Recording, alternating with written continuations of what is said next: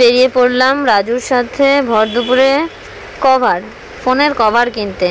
হালতু হয়ে কাকুলিয়া গেট হয়ে গেলাম, কারণ এই গরমে একদম আমার হেলমেট পরতে ইচ্ছে করছিল না। ভেতরের রাস্তা দিয়েই চলে গেলাম গড়িয়াহাটে। ফাইনালি গড়িয়াহাটে পৌঁছলাম। পৌঁছে আমরা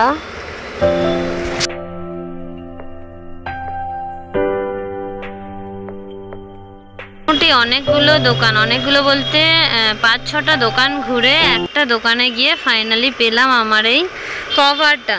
তাও আবার কয়েকটা, 3-4টে বা 5টা মধ্যে আমাকে চুজ করতে হবে। নাও হয়ে গেল, তার মধ্যেই চুজ করলাম। সো এই দোকানটায় পেলাম, এই দোকানটায় মাত্র এই কটা কভার থেকে আমি এই সবুজটাকে চুজ করলাম। এই যে দেখো এটা, তার মুন্ডিটাকেও আমি এর মুন্ডিটাকেও আমি ভেঙে দিয়েছি, মুন্ডিটা পছন্দ হয়নি। ওপরের এইটা পছন্দ করলাম, কেমন লেগেছে।